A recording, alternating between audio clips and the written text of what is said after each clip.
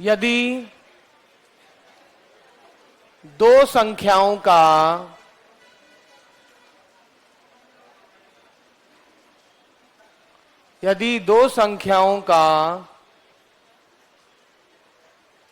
Arithmetic mean बराबर 9 तथा geometric mean बराबर 4, तब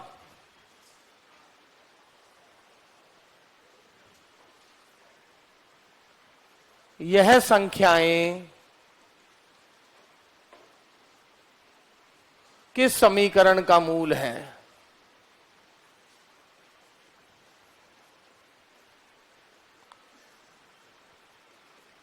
इससे एक चीज क्लियर हो रही है, ये आए B6 और पेपर के नजदीक इनका सिलेबस होगा, ये बहुत परेशान करने वाला है बाद में, ये करेगा बहुत दुखी। मान लो सिलेबस अक्टूबर की, जब नवंबर हुआ पेपर हुआ, मान लो 15 दिसंबर मान लेता हूं, ये जान लेगा।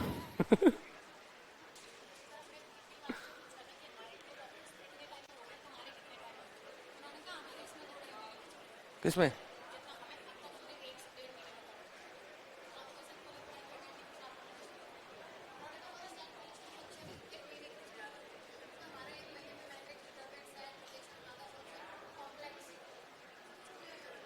तुम होशियार हो, बढ़ो।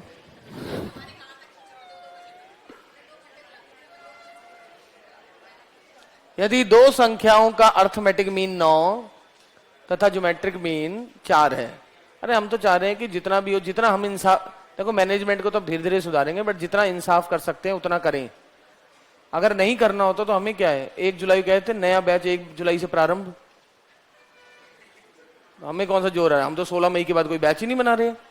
आपको क्या लग रहा है? और कोई मन में भी नहीं इरादा है, वरना ये बैच तो अब हो रहे हैं कल खत्म, कोई ऐसा मन में इरादा भी नहीं लग रहा दूर दूर तक, ताकि जो हाथ में लिया है इनके साथ इंसाफ हो जाए। हाँ, ये 15 दिन का तो मैंने पहले बोल के रखा था कि 15 दिन थोड़ा सा एडजस्ट करना पड़ेगा, ये तो B5 वालों को भी बोला था। जी लिखें, if arithmetic mean of 2 number is equal to 9 and geometric mean equal to 4, then these numbers are root of which equation? Then these numbers are root of which equation? Then these numbers are root of which equation? लिखें। तो बताइए, अगर किसी equation के root, आपने 2 number जो माने हैं वो मान लिए, दो संख्याओं का अरिथमेटिक मीन 9 है और ज्योमेट्रिक मीन 4 है, तो क्या लिखोगे? माना दो संख्याएं क्या है? माना दो संख्याएं A तथा B। अब अकॉर्डिंग टू क्वेश्चन इन दो नंबर्स का अरिथमेटिक मीन है 9 और इन दोनों नंबर का ज्योमेट्रिक मीन है 4, तो A plus B is equal to 18, AB बराबर 16।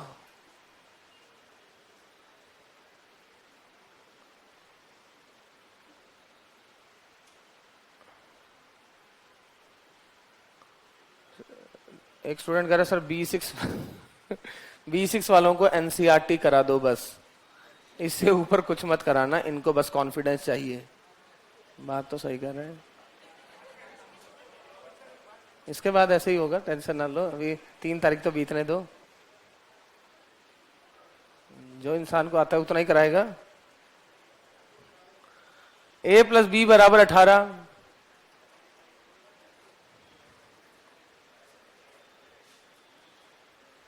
आप देखो ट्रिग्नोमेट्री में लगेंगे इनके 25 दिन और ग्रुप थ्योरी में लगेंगे 5 दिन, बाकी जगह भी ऐसे ही होता है नहीं? क्या होता है? तो बात तो ये, वो बाकी जगह जाते या इधर आते, कहीं जाना तो वहां भी ऐसे, वहां भी दोनों में से एक चुनना था, एक चुन लिया। भाई जब हर जगह एक, मान लो 3 दुकान है, 3 दुकानों में सेम चीज मिल रही है, तो मेरी मर्जी को यहाँ चला गया, यहाँ नहीं तो यहाँ चला गया। ऐसा ना होता कि उस जगह में नहीं जाता, इस जगह में जाता, भाई वहां भी वही है, अब वो तो वहां जाता या उधर जाता। आपके घर के बाहर मान लो 2 जिम हो, दोनों में सेम मशीनें पड़ी है, अब या तो यहाँ जाता, चल यहाँ नहीं तो इधर चले जाते हैं, चल मुंह लेफ्ट में हो गया तो लेफ्ट मुड़ लो, राइट में हो गया तो राइट मुड़ लो।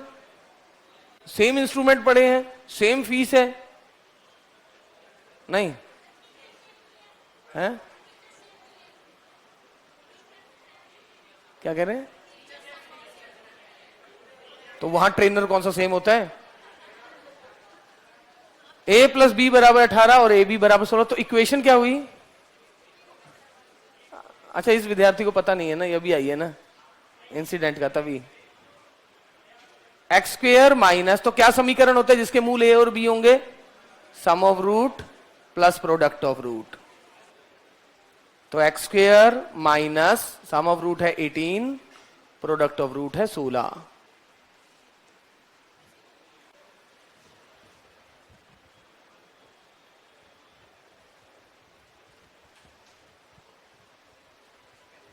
यदि दो संख्याओं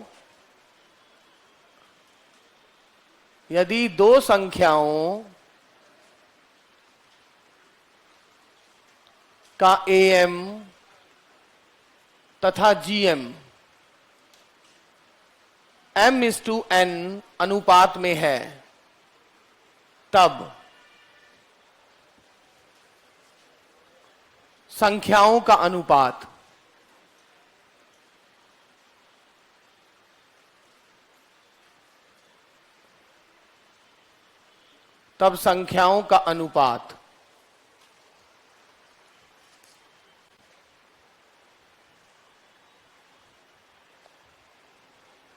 अच्छा एक सेकेंड, कोई स्टूडेंट आई है पुरानी, एक सेकेंड।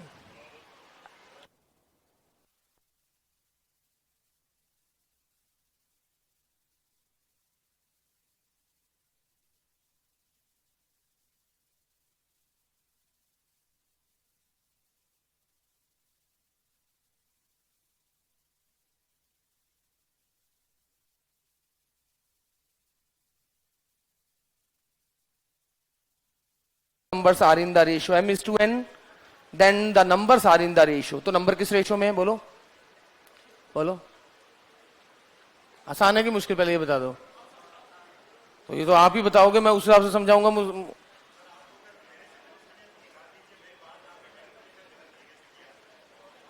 मुझे दुश्मनी होती, अब तक मैं चक देता तुम्हें, तुम ऐसे कुछ सोच रहे हो? तुम ऐसा एक गलतफहमी में जी रहे हो।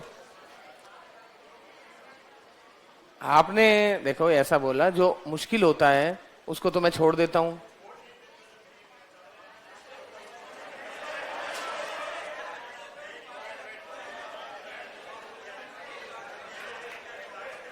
मैं तो सोच रहा था कि मैंने तो पढ़ाने में भी डेमो तक में पहले वही लेक्चर चुने जो मानता हूं कि बच्चों को मुश्किल लगते हैं। मैंने तो सुने ही वो फंक्शन, परम्यूटेशन, प्रोबेबिलिटी, मैं तो यही मानते हुए पहले टॉपिक ही अपने सीक्वेंस में वही रखे। और तुम्हारे लिए तो सीक्वेंस और तगड़ा, रियल भी आ गया पहले ही। मैं तो अगर ऐसा होता तो मैं आसान अपने सीक्वेंस में एपीजीपी, ट्रिग्नोमेट्री, मैट्रिसेस यही रखता अपने सीक्वेंस में, और जो पहले पढ़ाता वो तो आराम से पढ़ाता और आखिरी वाले खींचता।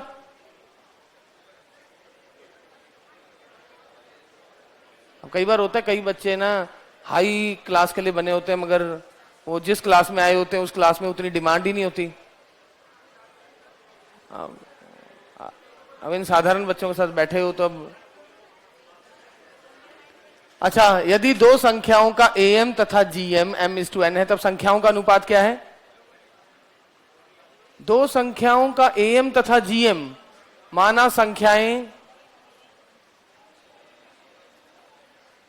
एक मिनट यही लिखा है, if the AM and GM between two number, sorry दो संख्याओं का नहीं, यदि दो संख्याओं के मध्य AM तथा GM m:n अनुपात में है।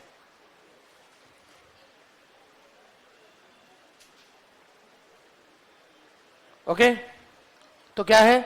माना संख्याएं क्या है? A और B। तो am क्या हो गया,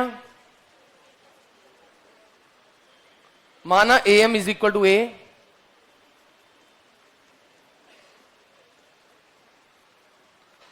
gm is equal to b. जी, प्रश्नानुसार क्या बोला है, दो संख्याओं का अर्थमेटिक मीन a है, दो संख्याओं का ज्योमेट्रिक मीन ऐसा होता है। प्रश्नानुसार इनका जो रेशो है किसका, am और gm का, वो m/n है, यानी a plus B upon 2 upon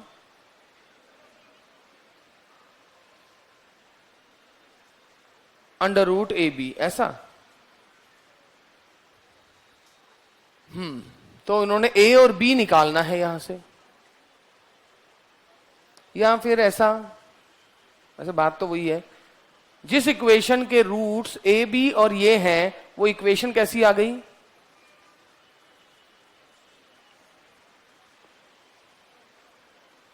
ये इक्वेशन ऐसी आ गई, इसके रूट्स निकालने हैं मुझे।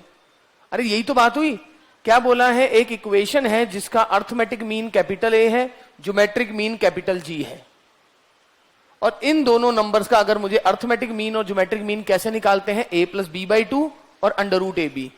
am और gm मुझे दिया हुआ है जो a और b है। अब मुझे बोला है दोनों संख्याओं का अनुपात निकालो, और मुझे बोला है am और gm का अनुपात क्या है, तो a और b निकालना है। अब आप देखिए a और b क्या है, यहां से a अपॉन b निकालना है, तो रूट्स कैसे निकलेंगे, x is equal to minus b plus minus root b square minus 4ac upon 2a, तो a plus minus under root a square minus g square. So दोनों संख्याएं ये आ गई, जहां पर a और b मुझे पता है।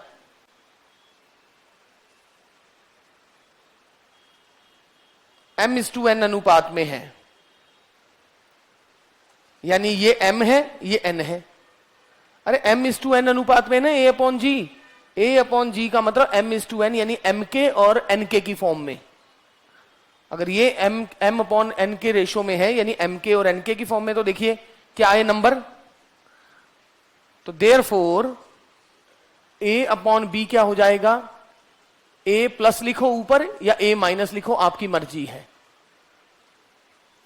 वो आपकी मर्जी है। एक बार ये दोबारा क्वेश्चन रीड करना ध्यान से। व्हाट इज a अपॉन जी है m/n फॉर्म में, तो ये mk की फॉर्म में होगा, m square minus n square mk m square minus n square. यही पेपर में क्वेश्चन होता तो m/n को मैं 1:2 रेशियो टाइप का कुछ ले लेता और खत्म कर देता, वरना आप सोचिए ये क्वेश्चन कैसा बन गया, तो ये आ गई रेशो। एक बार दोबारा इस क्वेश्चन को पढ़ो, एक बार दोबारा पढ़ो इसको। यदि दो संख्याओं का अर्थमेटिक मीन और ज्योमेट्रिक मीन m/n रेशियो का है, अगर दो संख्याओं का अर्थमेटिक मीन और ज्योमेट्रिक मीन की रेशियो m/n है, यानी कैपिटल A अपॉन G अगर m/n है, तो मतलब कैपिटल A कुछ mk की फॉर्म का है और कैपिटल G nk की फॉर्म का है। तो मुझे अब ऐसी इक्वेशन निकालनी है दो संख्याओं का। तो आपने देखा कि यहां से आप बेसिकली संख्याओं का योग और संख्याओं का गुणन निकाल सकते हैं। तो संख्याओं का योग और गुणन, और दो संख्या निकालनी है, तो संख्याओं का योग और गुणन जब पता है तो मैंने क्या किया, एक ऐसी इक्वेशन निकाल दी जिसके रूट्स वो दोनों संख्याएं हों। और इक्वेशन कैसे निकलती है, x square minus sum of roots plus product of root.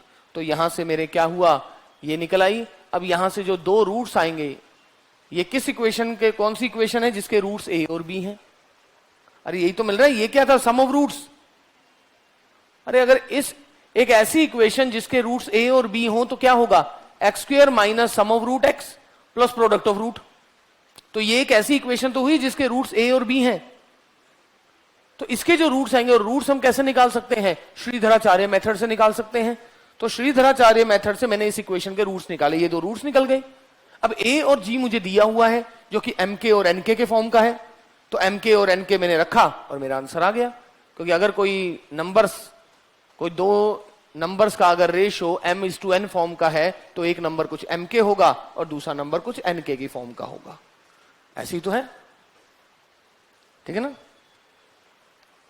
Ji.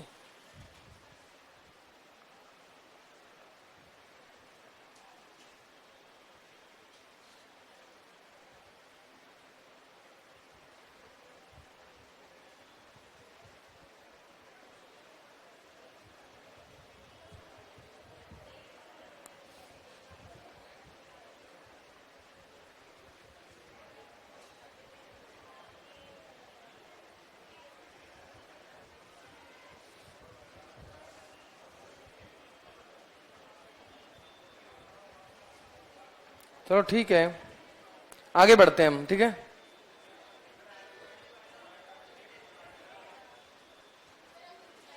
Three D start करते हैं।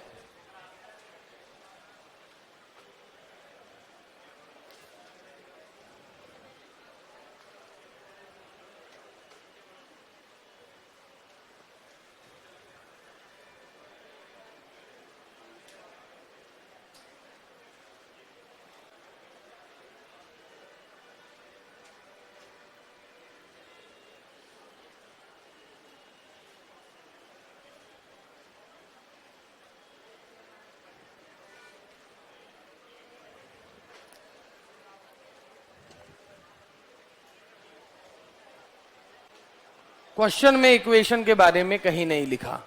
ये तो मैंने, अगर आप किसी और तरीके से ए और बी निकाल पाओ तो एक और ए और बी वहां से निकाल लो। बट अगर कोई दो नंबर निकालने हैं, उन्हीं दो नंबर का मुझे प्लस और गुना पता लग गया तो आप आराम से ऐसी इक्वेशन निकाल सकते हो जिसके रूट्स ए और बी हों। तो इसीलिए वहां पर वो इक्वेशन निकाली गई और उसे सॉल्व किया गया। अदरवाइज तो मैं क्या करता, अदरवाइज मुझे सॉल्व करके किसी भी तरह ए और बी निकालना था और कैपिटल ए की जगह एम के और एन के लिखना था। वो आप यहां से भी सॉल्व करके मैं प्रयास कर सकता था, जो मैंने पहले लिखा था। बस क्या करता, कैपिटल ए की जगह एम के और कैपिटल जी की जगह एन के लिखता। सो ठीक है।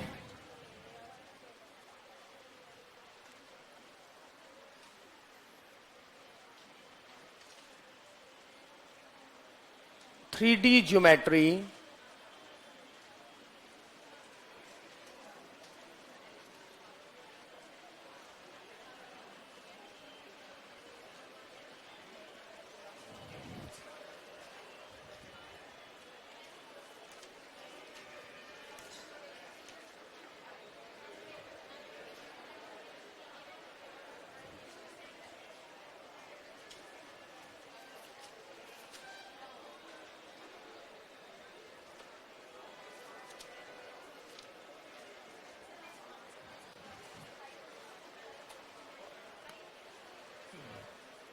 त्रिविम निर्देशांक, ओके।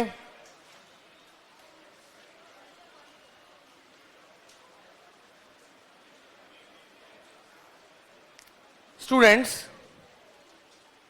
सेकंड और फर्स्ट ग्रेड में हाँ बिल्कुल सेम है।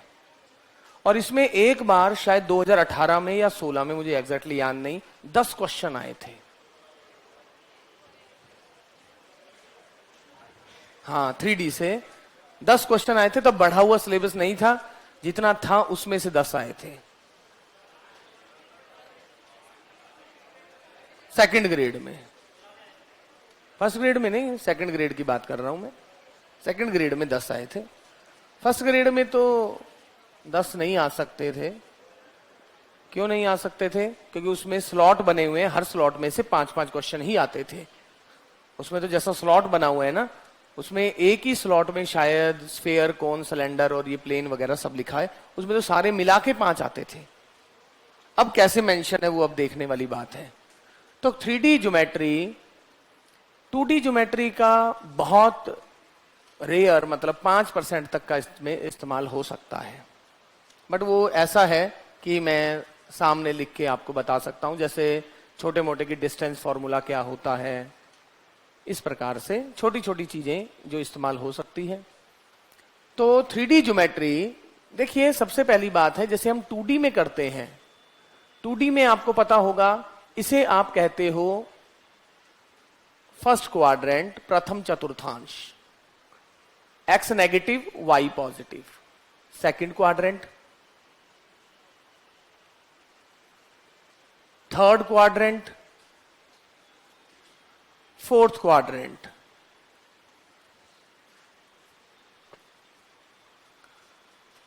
First quadrant, second quadrant, third quadrant और फोर्थ क्वाड्रेंट, ऐसा ये रहा। और आप देख रहे हो, आप यहां पर एक सीक्वेंस फॉलो कर सकते हो। जैसे आप रियल नंबर और कॉम्प्लेक्स नंबर में भी देखो ना, तो रियल नंबर जो होता है ना वो ऑर्डर्ड होता है। क्यों ऑर्डर्ड होता है? क्योंकि आप उसे एक पैटर्न में, ठीक है, लॉ ऑफ ट्रिकोटोमी, त्रिविभागी नियम सब छोड़ो, बट वैसे भी आप देख सकते हो कि आप आराम से उसे इस प्रकार से किसी को भी समझा सकते हो कि जो नंबर ना आगे होगा ना वो बड़ा होगा, जो नंबर जितना राइट में होगा वो उतना बड़ा होगा। बड़े आराम से देखा जा सकता है। एक बार मैं वो सब भूल रहा हूं, जैसा हमने रियल नंबर सिस्टम वगैरह ग्रेजुएशन में किया, हम तो छोटी बात करते हैं कि रियल में रियल नंबर की बात करते हैं, तो आप आराम से जज कर सकते हो सर जो नंबर जितना राइट में है ना वो बड़ा है। बट कॉम्प्लेक्स में हो सकता है कि एक नंबर ज्यादा राइट में हो तो दूसरा नंबर उसके कंपैरेटिवली ज्यादा ऊपर हो, तो वहां पर आपको ये नहीं पता कि राइट में ज्यादा आने वाला नंबर बड़ा माना जाएगा कि ऊपर में। आप एक पैटर्न नहीं फॉलो कर सकते। जैसे आपके पास 3D की बात है, जैसे यहां पर तो आपने ये पैटर्न फॉलो कर दिया और इस फॉर्मूले को हम कहते हैं कास्ट फॉर्मूला। ऑल पॉजिटिव, सभी positive, sine positive, tan positive और कॉस पॉजिटिव, ये तीन पॉजिटिव होते हैं यहां पर, और यहां पर ये तीनों के तीनों पॉजिटिव। अब कोई नंबर पॉजिटिव है तो उसका रेसिप्रोकल तो पॉजिटिव है ही, इसमें कोई हैरानी की बात नहीं है। 2 पॉजिटिव है तो 1/2 क्या है, नेगेटिव आ जाएगा क्या? माइनस साइन आएगा कहां से? कहीं से नहीं आता। सपोज कीजिए ये आपका जो रूम है, जिस रूम में आप बैठे हो, इसको मैंने बीच में से एक ब्लेड बनाया और उसको 2 भागों में बांट दिया, एक इस ब्लेड के ऊपर वाला भाग और एक इस ब्लेड के नीचे वाला भाग। ओके, अब इस ब्लेड ने इस रूम को कितने भागों में बांट दिया है? 2 भागों में बांट दिया है। अब मैंने क्या किया, इस एंगल में ऐसे वो जो पीछे वाली दीवार है जहां पर वो दरवाजा लगा हुआ है, इस प्रकार से एक और ब्लेड खींचा। इस ब्लेड ने अब ये जो ऊपर वाला भाग है इसको भी 2 भागों में बांट दिया। क्या है? ऊपर वाला 2 भाग, अगर मैं ऐसे ब्लेड बनाऊं, ऊपर वाले 2 भाग और नीचे वाले 2 भाग। ओके, अभी आप कह सकते हो कि आप किस ऑर्डर में चल, मगर मैं अगर एक और भाग बनाऊं ऐसे वाला, अब क्या है, ऊपर वाले में 4 पार्ट आ गए और नीचे वाले में 4 पार्ट आ गए, और इन्हें हम क्या कहते हैं? ऑक्टेंट, अष्टांक जो कहते हैं, आदर्श, टाश, जो भी है। तो ये 8 भागों में बंट गया है। बट अब यहां पर क्या है, अभी आपको ये नहीं पता कि आप इस ऑर्डर में चलोगे तो फर्स्ट और सेकंड कंसीडर किया जाए या आप इस ऑर्डर में चलोगे। मतलब यहां पर ऑर्डर 2 तरीके का आ सकता है, एक ऊपर की तरफ, एक राइट साइड की तरफ। यहां पर तो आप आराम से एक पैटर्न फॉलो कर सकते हो। और स्टैंडर्ड किताबों में अगर मैं थॉमस एंड फिने की बात करूं तो उस किताब में लिखा है कि पहले ऑक्टेंट के अलावा किसी ऑक्टेंट का कोई नाम नहीं है। पहले ऑक्टेंट के अलावा मैं नहीं बोल सकता कि दूसरा ऑक्टेंट कौन सा है, तीसरा कौन सा है। जबकि कुछ किताबों में क्या किया है, यही 4 क्वाड्रेंट जो थे यही लिख दिए। पहले जैसा मैं प्रोबेबिलिटी में नहीं करता था, 2 सिक्के उछालता था, फिर एक बार सबके आगे हेड लिख देता था, एक बार सबके आगे टेल लिख देता था, ऐसे ही करता था। भाई 2 सिक्के उछालने में कुल जो प्रतिदर्श समिष्टि है यानी सैंपल स्पेस है वो क्या बनता है? Head head, head tail, tail head, tail tail. एक बार सबके आगे हेड लगा दिया, एक बार सबके आगे टेल लगा दिया, यही काम कर रहा हूं मैं। तो यहां पर भी वो क्या करता है कई बार कि यही वाले इस प्रकार लिख देता है, plus plus, minus plus, minus plus, plus minus, दोबारा plus plus, minus plus, minus minus, plus minus.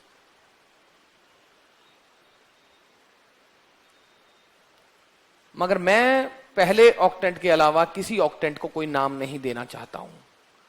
मैं थॉमस एंड फिने वाली बुक को ही फॉलो कर रहा हूं।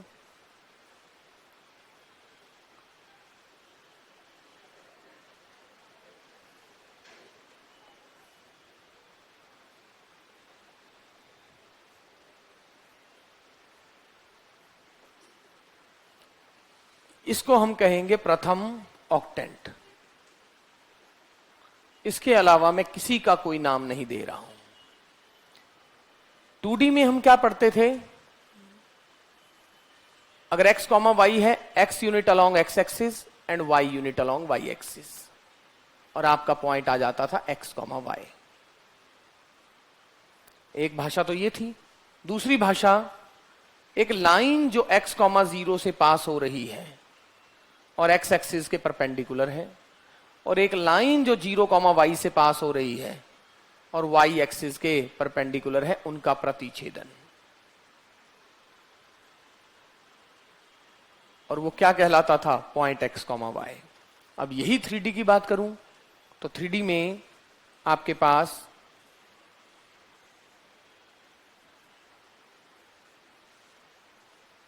सपोज ये रहा x एक्सिस, ये रहा y एक्सिस, और ये रहा z एक्सिस। अगर आपको xy प्लेन पे कोई सर्कल बनाना है तब तक तो ऐसे बनाते रहिए xy प्लेन, बट अगर आप z एक्सिस पे गए तो वही हेमिस्फेयर या गोला, अर्धगोला टाइप का बन जाएगा जब आप ऊपर में जाओगे। अदरवाइज ये रहा आपका x एक्सिस और ये रहा y axis, and this one is z axis suppose. अब अगर आपको कोई पॉइंट निकालना है x कॉमा z, तो एक तरीका तो वही है, x unit along x axis. अभी मैं सिर्फ और सिर्फ ये x एक्सिस y एक्सिस ये लेटा हुआ है, मान लीजिए ये पेज मैंने ऐसे लिटा रखा है जो ऐसे है, और z एक्सिस बाहर की तरफ है उस पेज से। अब इस x और मैंने उस पेज में दो लाइनें ड्रॉ कर दी, x unit along x axis, y unit along y axis, and now z unit along z axis, and this will give you x comma y comma z। या तो ऐसा तरीका है, वरना एक ऐसा समतल जो x कॉमा 0 से गुजर रहा है। एक ऐसा समतल, अगर आपने इसी पेज पर एक लाइन बना रखी है, अब एक ऐसा समतल जो x कॉमा 0 से जा रहा है इस प्रकार का, और ऐसे एक ऐसा समतल जो 0 से जा रहा है। जब ये दोनों समतल आपस में काटेंगे तो आपको एक लाइन मिलेगी। अब z एक्सिस तो बाहर की तरफ है, ऐसा बनेगा प्लेन, और जब ये प्लेन इस लाइन को काटेगा तो आपको क्या मिल जाएगा, एक बिंदु। यानी जो x comma y comma z आ रहा है वो कैसे प्राप्त हो रहा है, x0 0 जो x एक्सिस के लंबवत है, एक ऐसा प्लेन जो x0 से पास हो रहा है और x एक्सिस के लंबवत है, एक ऐसा प्लेन जो 0 से पास हो रहा है y एक्सिस के लंबवत है, और एक ऐसा प्लेन जो z एक्सिस के लंबवत है और 0 z से पास हो रहा है। इन तीनों का परपेंडिकुलर आपको क्या देगा, x comma y comma z।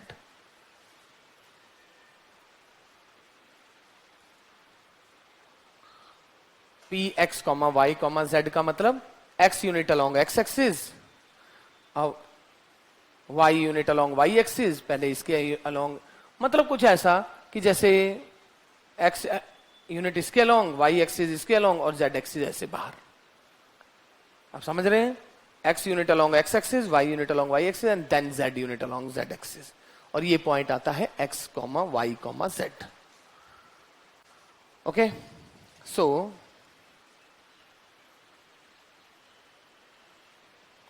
यहां पर नॉर्मली आपकी बुक्स में जो बनाया जाता है वो कुछ ऐसा बनाया जाता है, दिस वन इज x अक्ष, दिस वन इज y अक्ष, and this one is z अक्ष, एंड दिस वन इज मूल बिंदु। ओके, नहीं सर की क्लास नहीं है आज,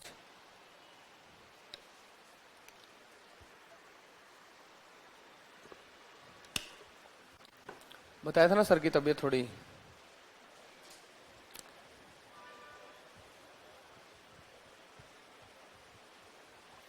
तो पहला आर्टिकल यहां दिया हुआ है, डिस्टेंस बिटवीन 2 पॉइंट्स, यानी डिस्टेंस फॉर्मूला।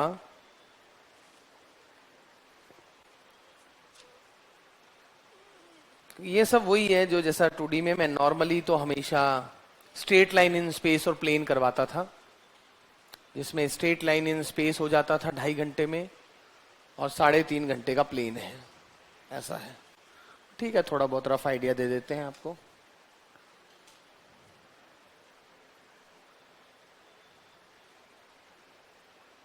अच्छा,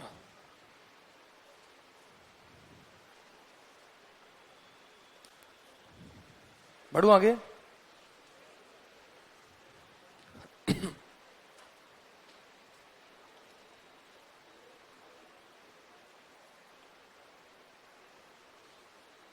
दो बिंदुओं के बीच की दूरी,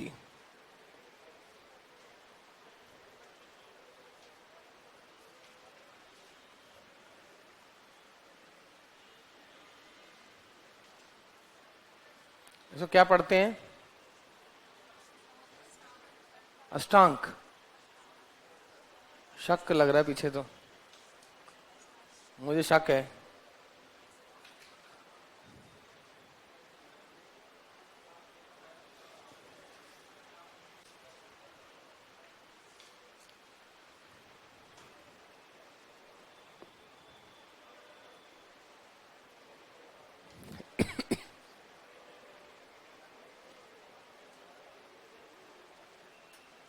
बढ़ू आगे, बढ़ू। यस सर, बढ़ू आगे, ठीक है, वेरी गुड। ये सब आप वैसे 2D में पढ़ते हैं सारे। तो दो बिंदुओं के मध्य दूरी,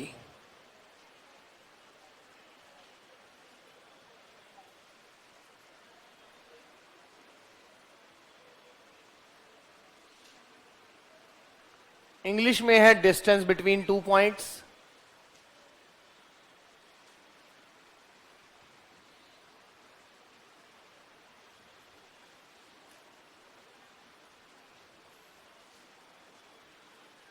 डिस्टेंस बिटवीन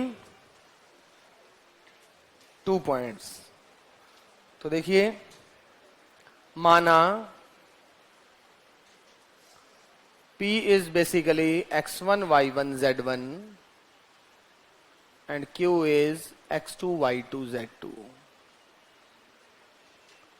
तब P तथा Q के मध्य दूरी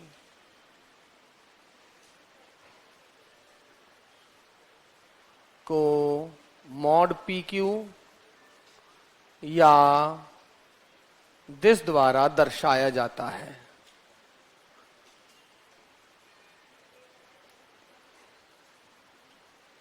Let P of x1 y1 z1 Q is this, then distance between P and Q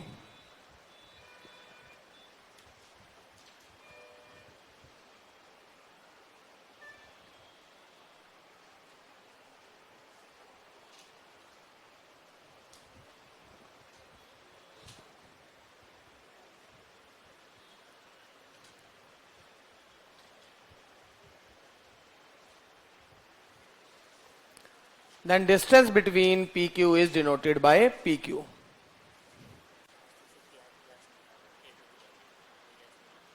नहीं है,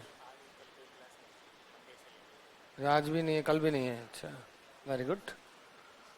माना P तथा Q दो बिंदु हैं, तब P तथा Q के मध्य दूरी को मॉड PQ द्वारा दर्शाया जाता है। ओके,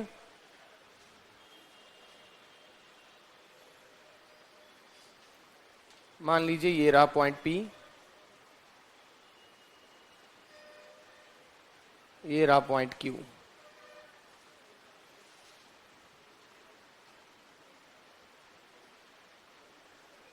ये फाइंड आउट करना है आपको।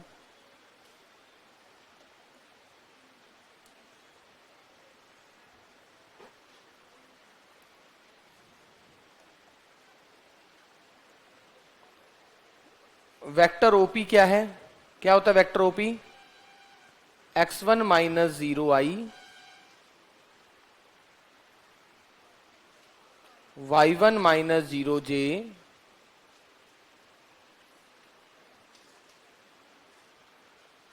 and what is vector OQ? x2 minus 0i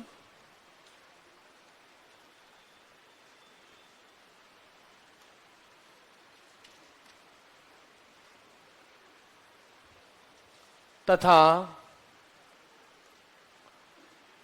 vector PQ क्या होता है? वेक्टर PQ क्या होता है? Position vector of Q minus position vector of P। Position vector of Q minus position vector of P। तो Q का position vector क्या है? x2i plus y2j plus z2k minus x1i y1j z1k, which is same as x2 minus x1i y2 minus y1j z2 minus z1k। Therefore, what is mod PQ? इसकी length क्या हो जाएगी? Under root of this minus zero का square plus this minus zero का square plus this minus zero का square. तो ये बिल्कुल वही डिस्टेंस फॉर्मूला है जैसा कि आप 2D में पढ़ते आए हैं, x2 माइनस x1 का whole square plus y2 minus y1 का होल स्क्वेयर। बिल्कुल एग्जैक्टली डिस्टेंस फॉर्मूला, सिर्फ और सिर्फ उसका जनरलाइजेशन है जैसा कि आप 2D में पढ़ते आए हैं। बट 2D में आप कैसे पढ़ते थे? 2D में आप दो पॉइंट को प्लॉट करते थे और लाइन ज्वाइन करते थे और वहां से tan थीटा वाला कंसेप्ट लगाते थे। tan थीटा क्या होता था? लंब बटा आधार P अपॉन B। वहां से आप करते थे डिस्टेंस फॉर्मूले को, ऐसे ही तो पढ़ते थे डिस्टेंस फॉर्मूला। पाइथागोरस थ्योरम लगा देते थे। याद आया कुछ ऐसा? यस सर, फिर ठीक है। तो याद है सब कुछ?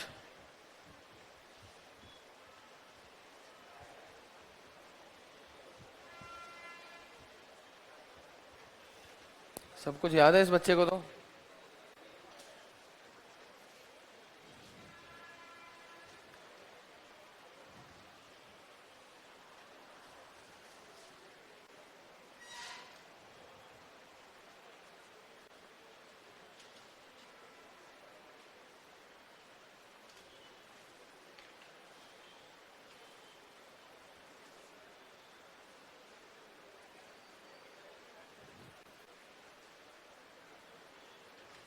हो गया? यस, हो गया। अरे ऑनलाइन वाले को जवाब दे रहा हूं। बढ़ूं आगे?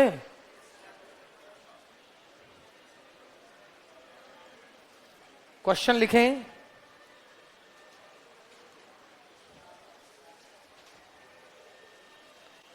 P तथा Q के मध्य दूरी ज्ञात करें। P क्या है? -2 4 1 और Q क्या है? 1 2 -5 के मध्य दूरी ज्ञात करें।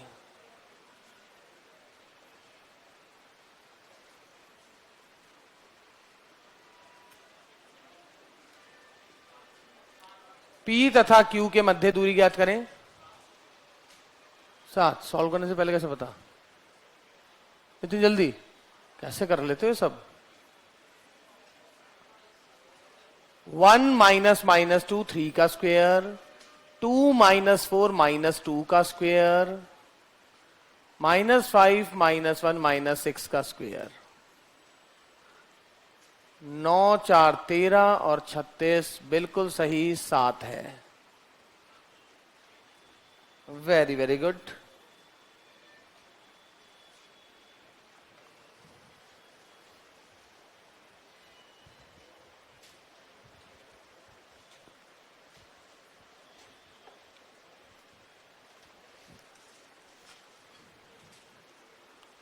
XY तल पर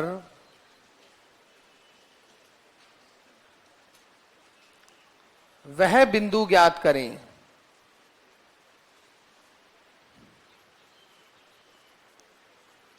XY तल पर वह बिंदु ज्ञात करें जिसकी A 203, B 302, सॉरी 032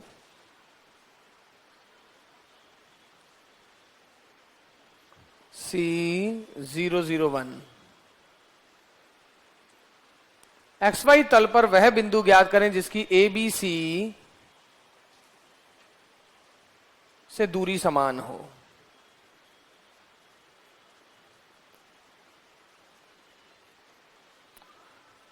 XY तल पर वह बिंदु ज्ञात करें जिसकी इन तीनों बिंदुओं से दूरी समान हो।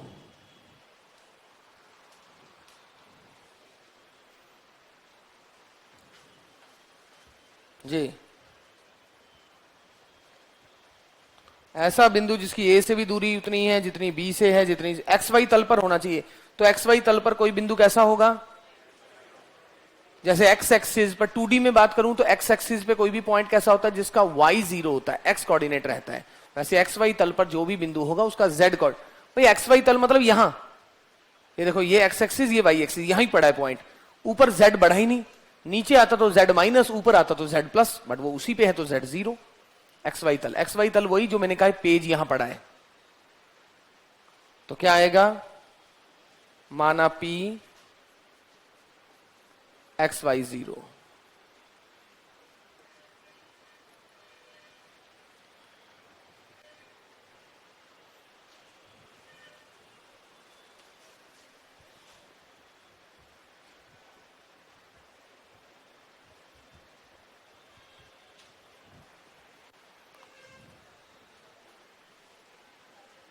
तो PA की दूरी और PB की दूरी और PC की दूरी बराबर है। ओके, PA की दूरी, PB की दूरी और PC की दूरी बराबर है। तो क्या होगा? x माइनस 2 का square plus y square plus 9,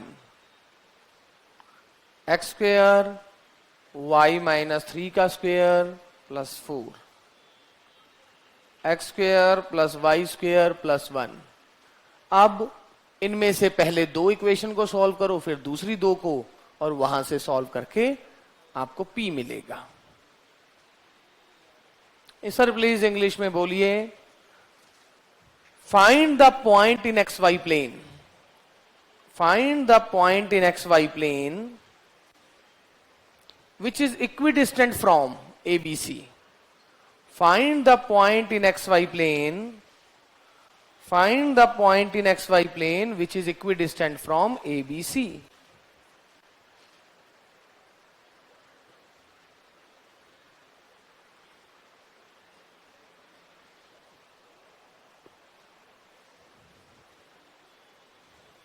और वो पॉइंट बिल्कुल सही है, 3,2,0 आना चाहिए after solving. Solve it.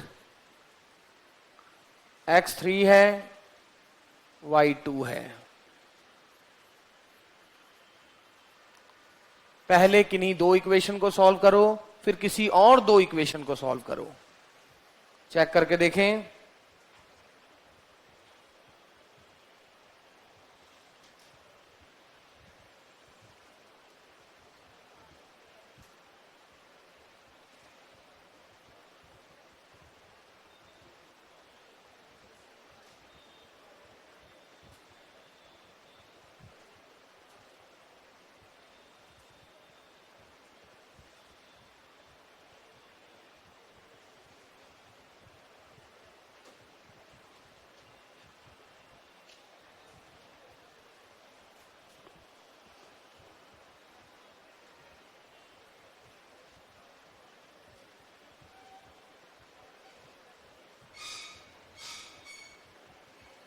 Okay, अगला हो गया 320।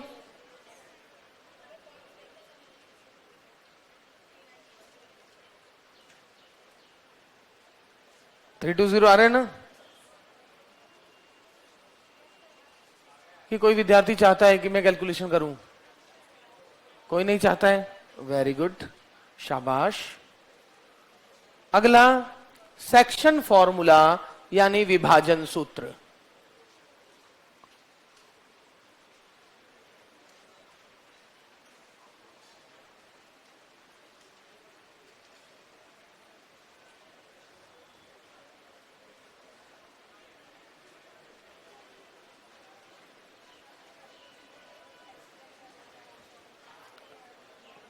अभी जबकि B6 वालों के तो इतने मजे हैं कि इनका सफर अभी तक हमारे साथ लंबा पड़ा है।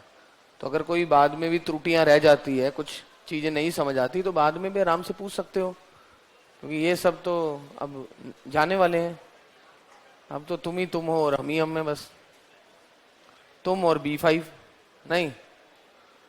B5 का भी 50% तो हो ही चुका है, मेरे वाला तो 60-70% हो गया है। मैंने तो इनको क्या क्या करा दिया, set relation function, matrices, complex number, permutation, binomial, probability, integration, real, differential calculus, 2D आदि, इतना तो करा ही चुका हूं मैं इनको। LPP और भी गिनूंगा, एक दो और निकल ही जाएंगे।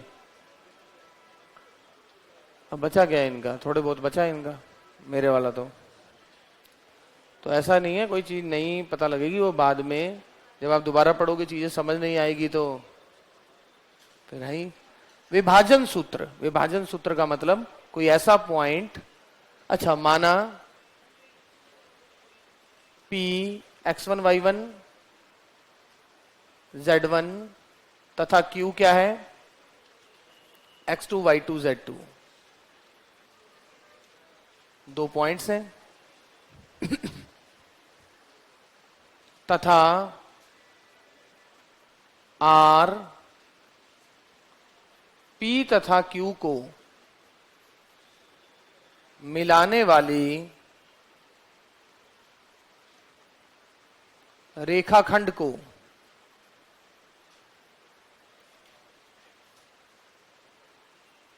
M1:M2 अनुपात में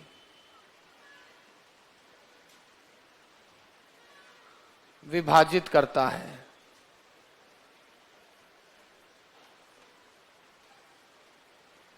माना P ये है, Q ये है, तथा R क्या है, P और Q को मिलाने वाली लाइन सेगमेंट को M:N रेशो में डिवाइड करता है।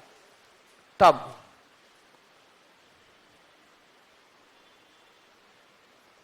इंटरनली डिवाइड करता है, ब्रैकेट में लिखना अंत है। Let P is this and Q is this. Let R divides line segment.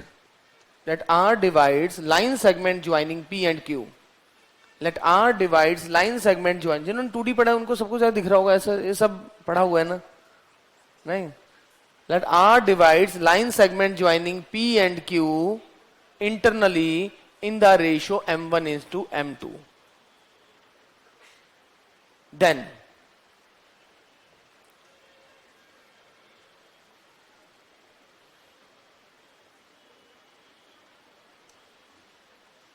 ये रहा सपोज P,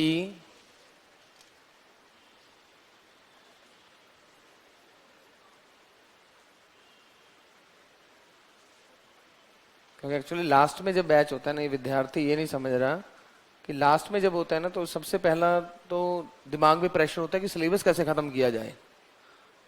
अभी तो सबसे बड़ा प्रेशर ही वो है, वरना अगर आप हमारे टॉपिक्स का सीक्वेंस देखो ना तो मुझे लगता भी नहीं कि इससे अच्छा कोई सीक्वेंस होगा।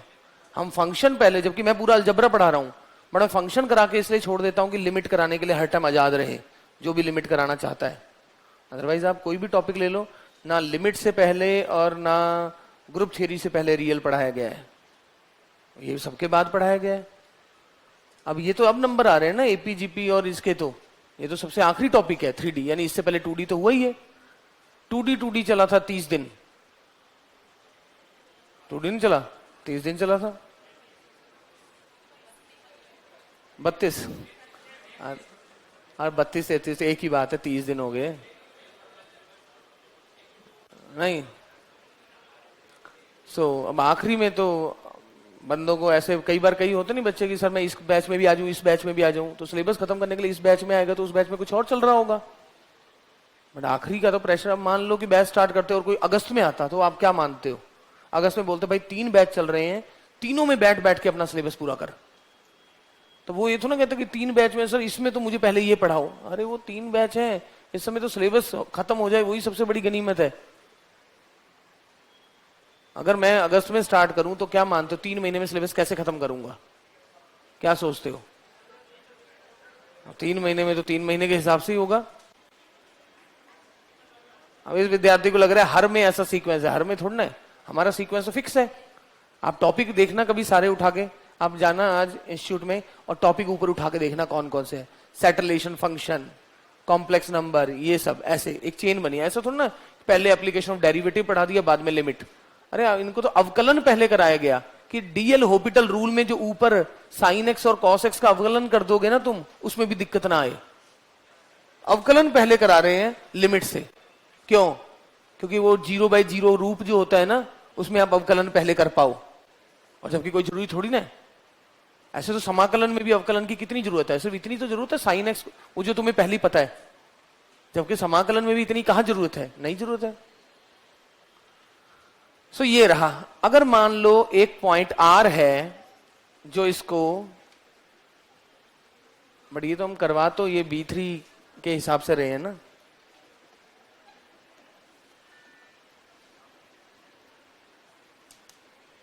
अगर मान लो पॉइंट आर है वो P और Q को मिलाने वाली रेखाखंड को M1:M2 अनुपात में विभाजित करता है। ओके ओके, तो अब आप देखिए, बताइए what is the coordinate of vector OP? ऐसा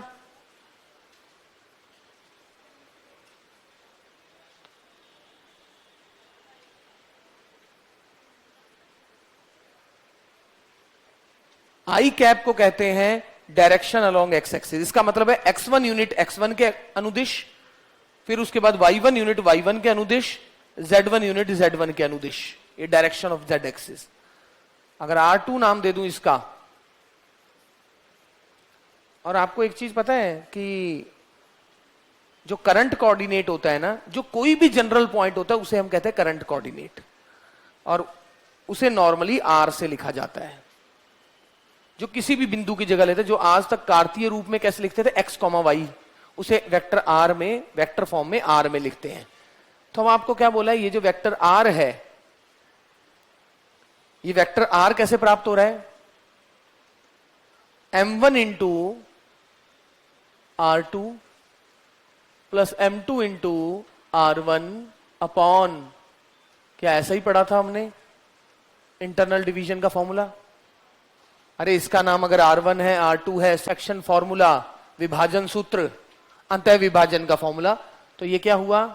xi plus yj plus zk is equal to M1 into x2i y2j plus z2k plus M2 into x1i y1j z1k।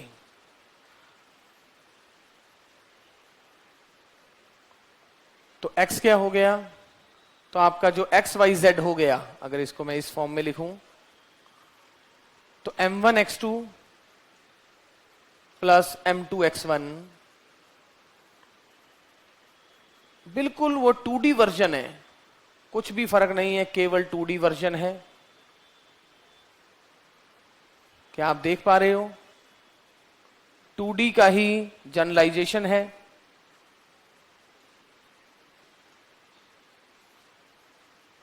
विभाजन सूत्र, और अगर यही एक्सटर्नल डिवीजन होता तो, हां घनश्याम B1 बैच हो गया।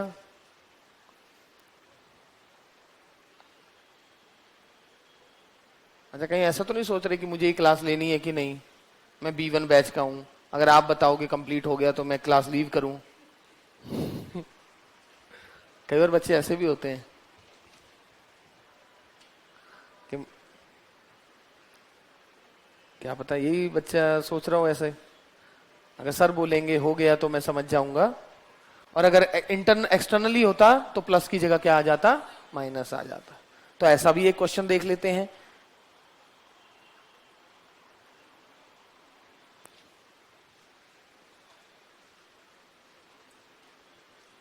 ओके,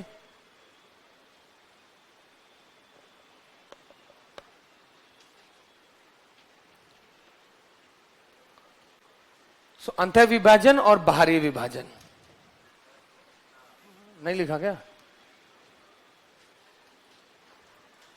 हाँ, इस बात से सहमत हूं, मैं लिखने का टाइम कम देता हूं, ये तो मैं सहमत रहूंगा इस बात से।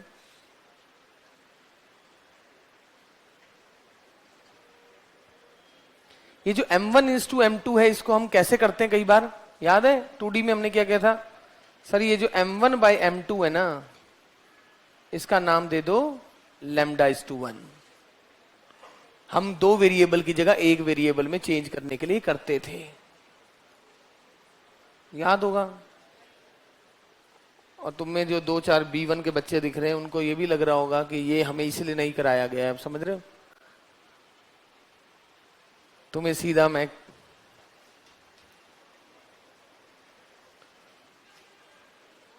P तथा Q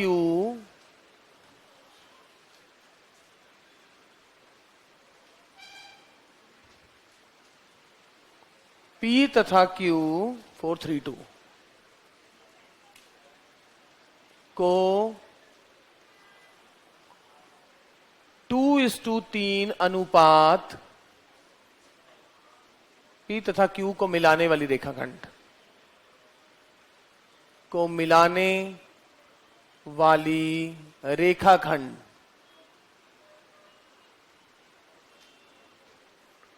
को कौन सा बिंदु 2:3 अनुपात में विभाजित करता है?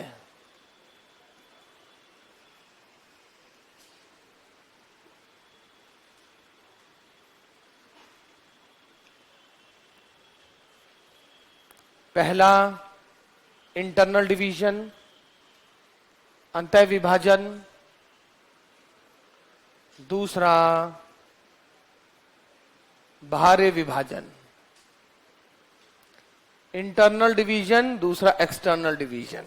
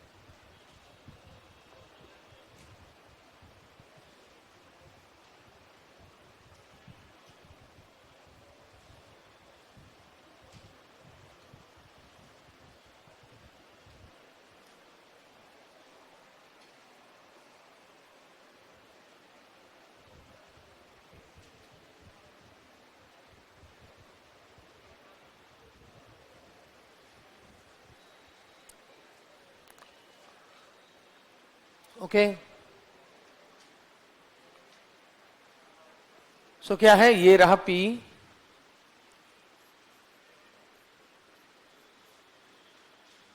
ये रहा Q।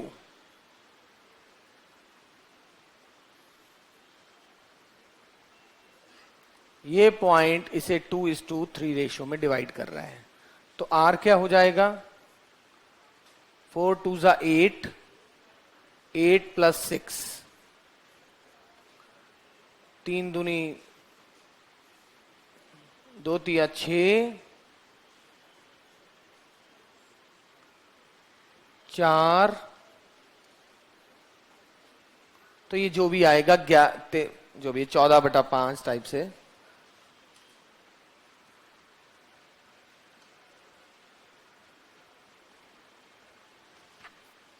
Two is to 3 ratio में डिवाइड कर रहा है।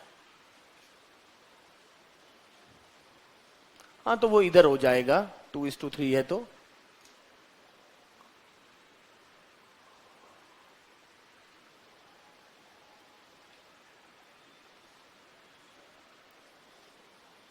क्या आ जाएगा?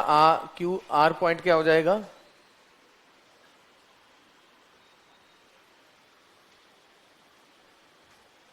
8 - 6,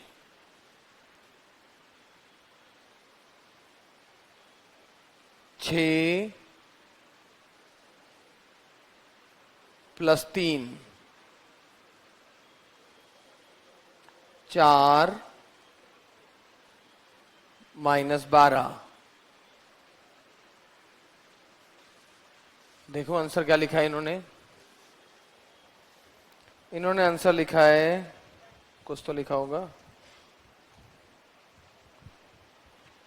-2 -9 8।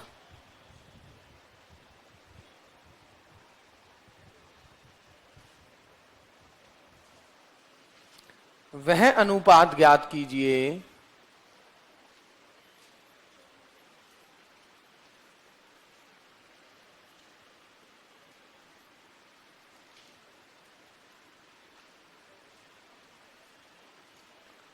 जिसमें P तथा Q, P क्या है? P है 2 1 5,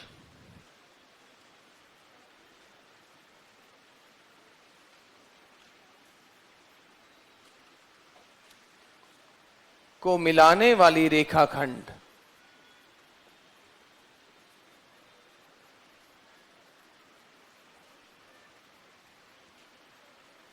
को समतल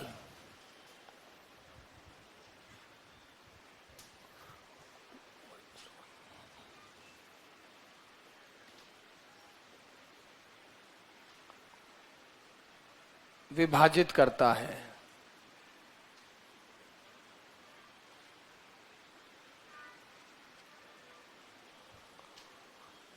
Find the ratio in which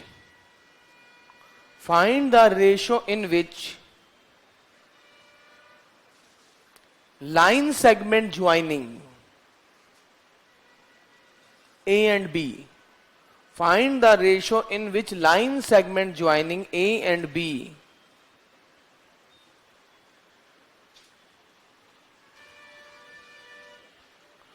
find the ratio, वो रेशो ज्ञात करना है, in which line segment joining A and B is divided by plane this। यानी P और Q को मिलाने वाली लाइन सेगमेंट को ये वाला प्लेन किस रेशो में डिवाइड करता है। मान लो ये लाइन सेगमेंट है, ये प्लेन अब काटता हुआ गया, तो उसने इस पूरी लाइन सेगमेंट को किस रेशो में डिवाइड किया। तो आप क्या करते हो, λ:1 रेशो। और जिसने 2D पढ़ी है आप में से, वो क्या सीधा आंसर बताएगा? वो सीधा आंसर कैसे बताएगा बोलो?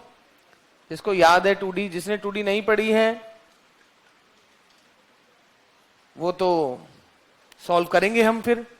कि मान लीजिए ये जिस पॉइंट पे काट रहा है प्लेन, जिस पॉइंट से इस लाइन को काटता हुआ जा रहा है, वो पॉइंट इस पूरी रेखाखंड को λ:1 रेशो में डिवाइड करता है। एक तरीका तो ये है। दूसरा क्या तरीका है? पॉइंट पुट करके बाहर माइनस का साइन, दिस अपॉन दिस, और बाहर माइनस का साइन।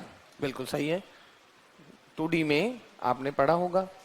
वरना क्या है, मान लीजिए ये बिंदु जो R बिंदु है, भाई ये जो प्लेन है मान लो जिस पॉइंट से जा रहा है वो R है, और ये R बिंदु P और Q को मिलाने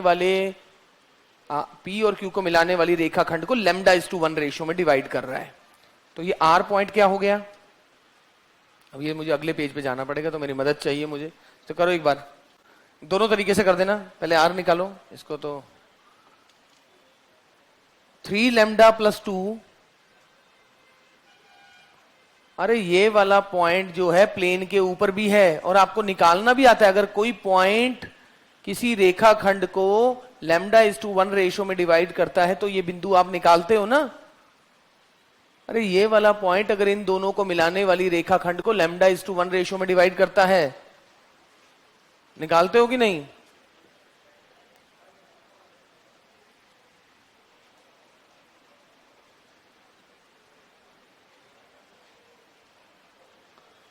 तो क्या है R पॉइंट?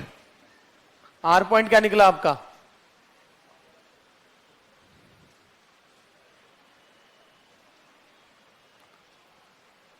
3λ +2, अरे बढ़ा हुआ कोर्स अभी करना है, धन्यवाद बाद में देना।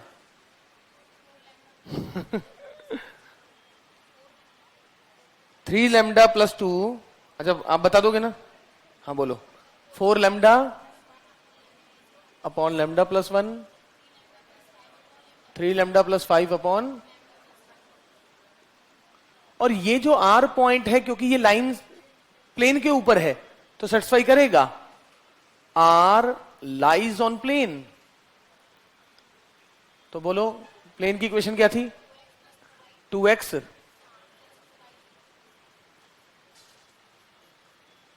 +2y -2z is equal to 1।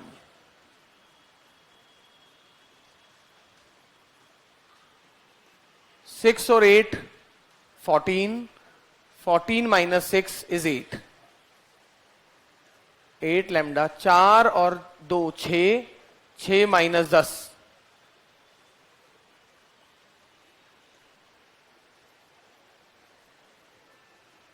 Lambda क्या आ रहा है? 5/7।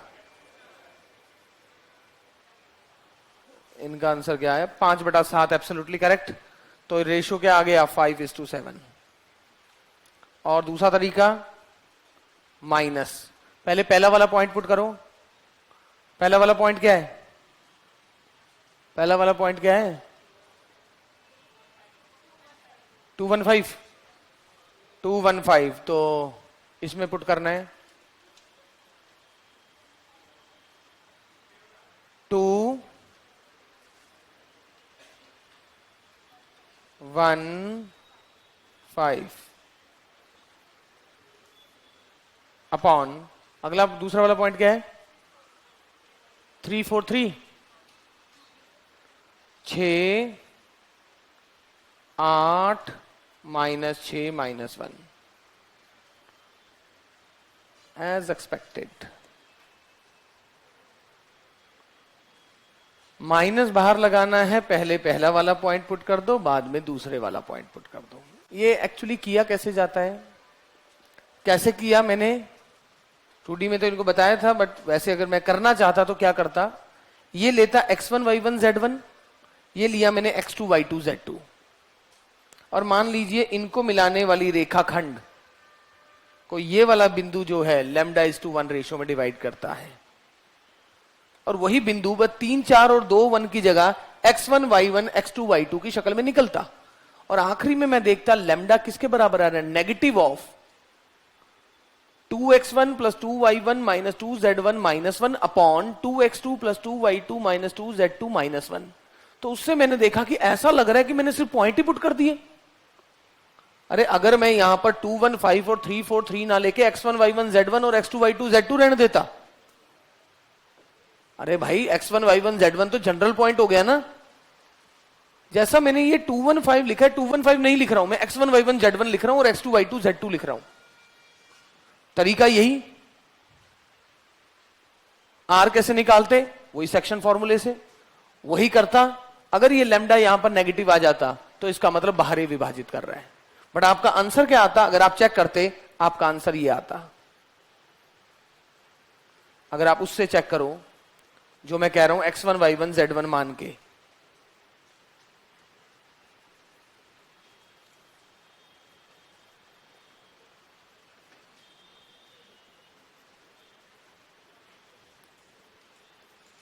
ऐसा ऐसा लग रहा है आपने x1 y1 और z1 y1 रख दिया है, बस लग तो ऐसे ही रहे।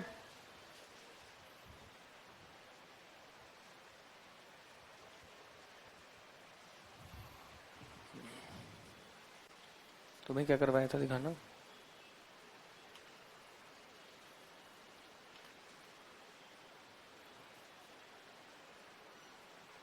बंद कर दो ना।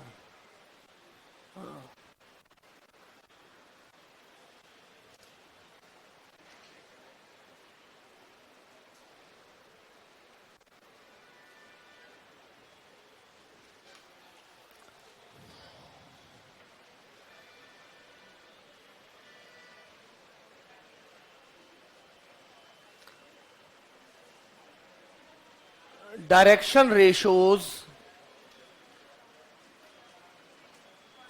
And direction cosine.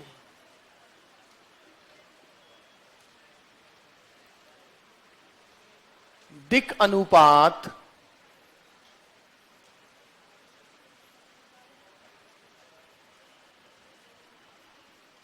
तथा दिकोज्याएं।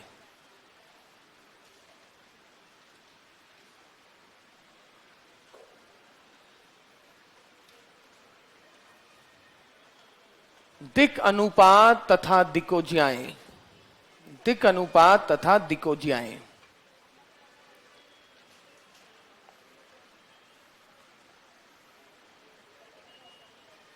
सपोज ये रहा पॉइंट एक्स वाई जेड। कोई भी एक जनरल पॉइंट लिया मैंने एक्स वाई जेड प्लेन पर।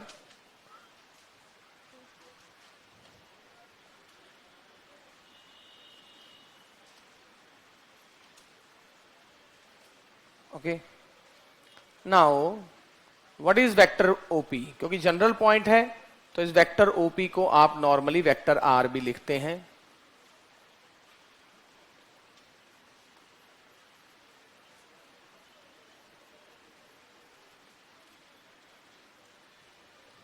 इसका मतलब होता है x unit along x axis, यानी आई वेक्टर आई किसे रिप्रेजेंट करता है? x अक्ष की दिशा को।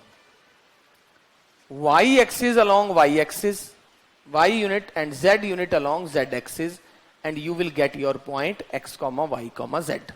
तो आपका पॉइंट x, y, z कैसे प्राप्त होता है?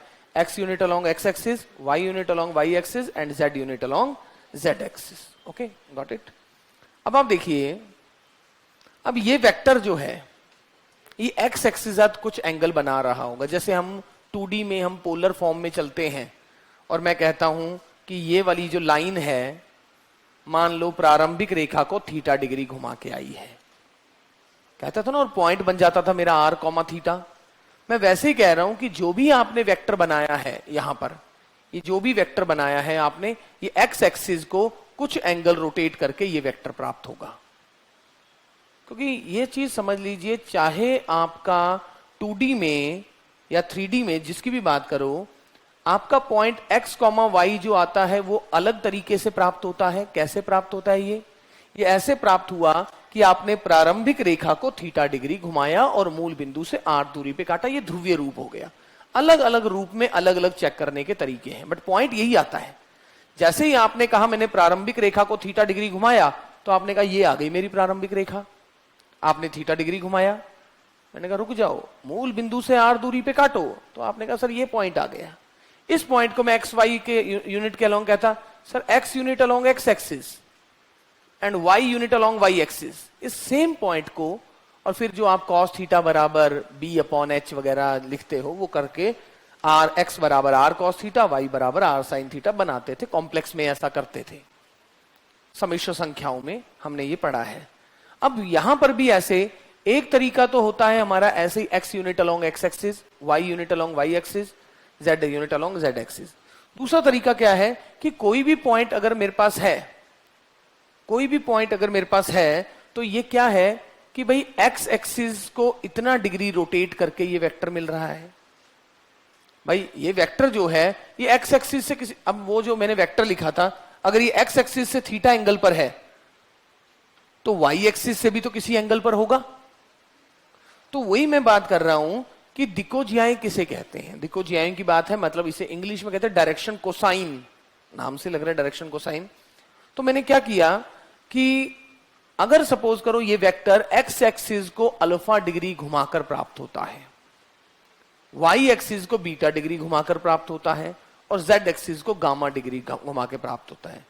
जो ये होते हैं इन्हें क्या कहते हैं? दिक् कोण, डायरेक्शन एंगल्स, जो आपको बताते हैं कि ये जो आपका रिक्वायर्ड वेक्टर है ये x एक्सिस से कितने एंगल पर है, y एक्सिस से कितने एंगल पर है, और z एक्सिस से कितने एंगल पर है।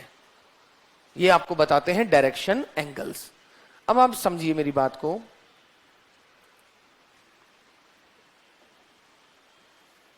माना वेक्टर ओपी एक्स अक्ष, वाई अक्ष तथा z अक्ष के साथ क्रमशः, इसमें कोई, क्योंकि पॉजिटिव, क्योंकि रोटेशन कर रहा हूं मैं जो, उसमें ऐसा नहीं है जैसे वहां पर तो 2D में होता था ये क्लॉकवाइज घूम गया, ये एंटी क्लॉकवाइज घूम गया, बट अगर यहां पर क्लॉक और पॉजिटिव और नेगेटिव डायरेक्शन होती तब तो मुझे यही पता लग जाता पहले क्वाड्रेंट के बाद सेकंड कौन सा आ रहा है, बट यहां पर वैसा नहीं होता, इसीलिए हम कहते हैं हम थीटा कौन सा लेंगे, जो 0 से पाई के बीच में होगा। भाई आप कहीं भी घूम के 2 पाई तक घूमने में तो पूरा रोटेशन आ ही जाएगा, बट मेरा जो भी एंगल होता है, ये जो डायरेक्शन एंगल कहता हूं मैं जिसे, वो हमेशा मेरा 0 से लेकर पाई के बीच में होगा। जो भी छोटा होगा वो आपके लिए कोई क्लॉकवाइज नहीं है, कोई एंटी क्लॉकवाइज नहीं है। तो मैं क्या कह रहा हूं, माना vector OP x axis y axis z axis के साथ क्रमशः अल्फा बीटा गामा कोण बनाता है।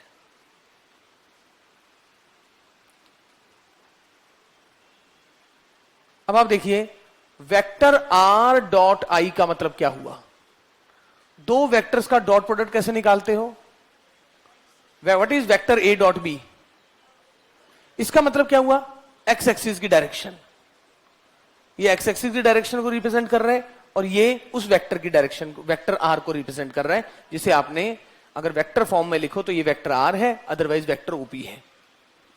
तो ये क्या है, mod a mod b cos theta. Cos theta का मतलब इन दोनों वेक्टर्स के बीच में एंगल, और यहां पर मैंने क्या बोला है, ये जो वेक्टर है एक्स एक्स के साथ क्या एंगल बना रहा है, अल्फा एंगल बना रहा है। तो यहां पर मेरा क्या आ गया, x, what is this, x i plus y j plus z k. I dot I 1 होता है, क्यों, आई और आई के बीच में एंगल कितना होगा,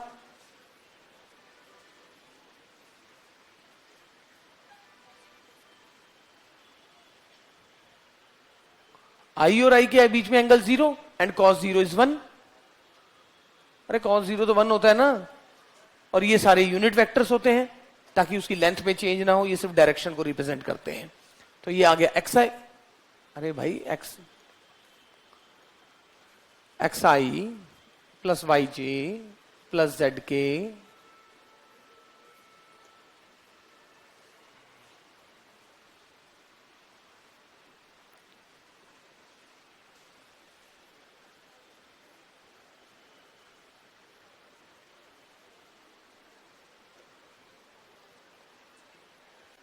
सिमिलरली अगर वेक्टर आर डॉट वेक्टर जे करता हूं,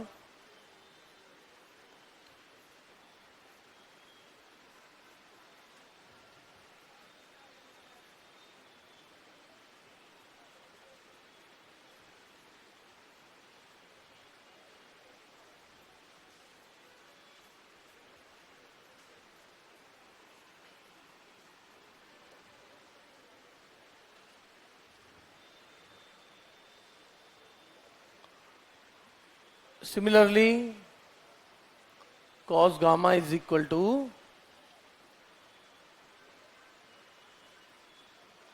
mod r, and these alpha beta gamma are called direction angles and its cosine are called direction cosines. cos alpha cos beta cos gamma को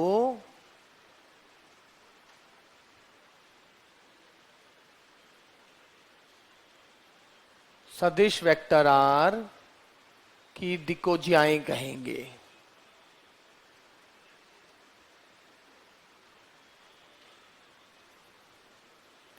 cos alpha cos beta cos gamma are called direction cosines of vector r, are said to be direction cosines of vector r.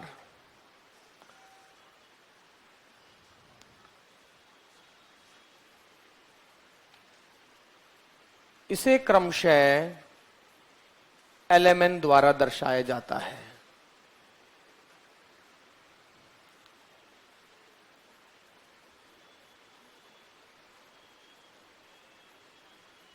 अर्थात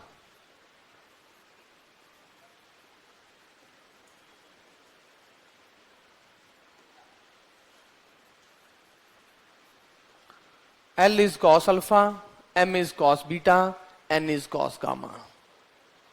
cos alpha, cos beta, cos gamma हो गया.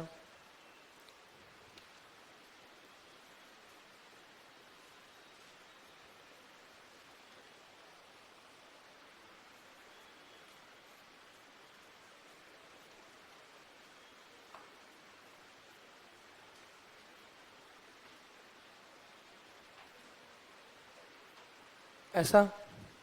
What is this?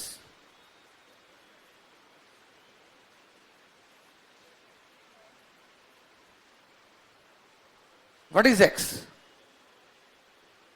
What is vector r? Vector r क्या है? xi plus yj plus zk. अरे ये रहा ना vector r. तो what is mod vector r? Under root x square plus y square plus z square. थोड़ी देर पहले किया था हमने. और इसका स्क्वेयर जो होगा वो यही तो होगा. So this will give you 1. So l square plus m square plus n square is equal to 1. और ये पेपर में ठीक ठाक बार आ रखा है. वो कई बार sine square alpha plus sine square beta plus sine square gamma पूछ लेता है. तो आपको cos square alpha plus cos square beta plus cos square gamma 1 पता है. उससे ट्रिग्नोमेट्री आइडेंटिटी का यूज करके आप sign square alpha sign square beta sine square gamma का मान निकालते हैं.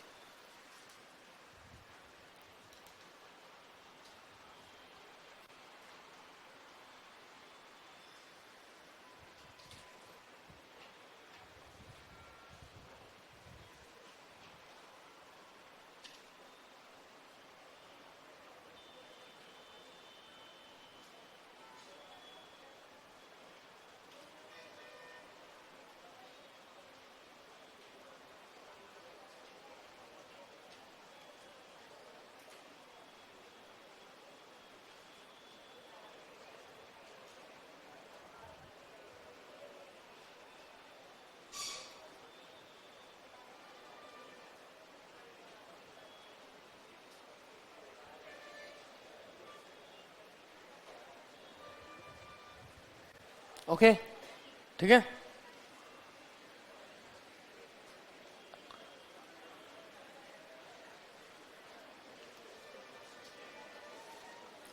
एक बार 15 मिनट का ब्रेक ले लेते हैं. ब्रेकफास्ट कर लेता हूँ 1:30 बजे तक. 1:30. हाँ तो ब्रेकफास्ट तो कर लूं. 1:30 बजे तक होगी क्लास.